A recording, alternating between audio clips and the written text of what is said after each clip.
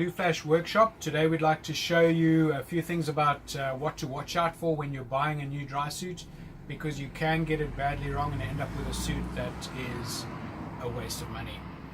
There are three things which are critically important. Number one is the fabric that the suit's made out of and the way that the seams are sealed. Number two is the comfort of the suit, and number three is the support available to that suit. Let's look at each one of those things. Firstly, the fabric. In terms of tri-lam suits, shell suits, or it could be a bilaminate, a lot of suits these days are made out of very, very thin material. Look at this material, it's like paper thin. You're going to find that this is definitely going to tear and puncture very easily. So and it's also very difficult to repair once it tears and punctures. So watch out for laminate suits that are very thin like that. They just don't last. Unfortunately, they're very popular because they are quite comfortable. What you should be looking for is a fabric like this. This is a decent polyester tri-laminate. It's a little bit thicker, but you can feel it's got some substance to it. Fairly strong, and yet it's still flexible, and the seams are nicely sealed. That's going to be able to be repaired easily. It's going to take new components when the old components fail, and you'll have a suit that will last for potentially thousands of dives.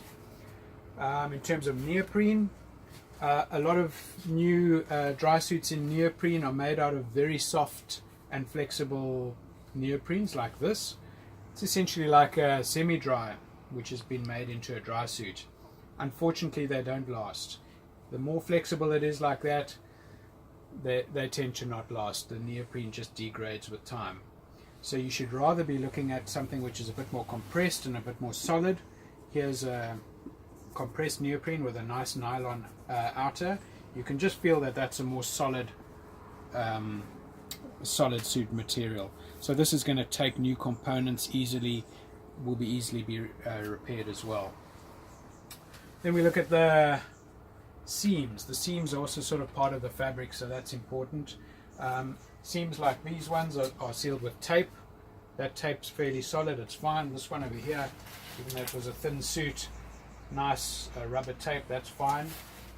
A lot of manufacturers these days are using sealants instead of tape.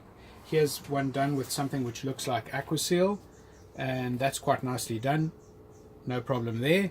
But then you get a suit like this which has been sealed with a black sealant, and here you can see it's failing.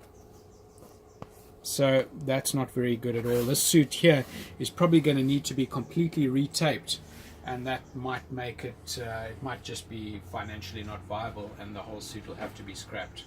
So be very careful with the basic fabric and with the seams. Okay, number two is the comfort of the suit. That's also very important. You want a suit that you can wear like clothing, that's easy to get into, easy to get out of, and you could spend the whole day in it in a cold environment. If it's not comfortable, if you're going to walk around like a Michelin man, really I wouldn't consider that at all. And then number three is the support issue. Dry suits are not like wetsuits. A dry suit is definitely going to need to come in for repairs and the replacement of components like the zip and the seals at some stage. So you need to have easy, locally available support for your suit. Don't buy a suit from a supplier which hasn't got local support, where the suit is going to have to be shipped back to overseas somewhere to be repaired, because it is going to happen. Rather buy a suit where there's local support available, and if you have a problem you can take it in, get it fixed, and be diving the next weekend. Okay, so that's number three. The fabric, the comfort, and the support. If you get those right, you can't go wrong. There's more information available on our website at blueflash.co.za. Specifically for South African buyers of suits, there's information there about pricing, import duties, and going overseas to buy a suit there. Have a look at that. I hope this info was valuable to you. We'll see you next time.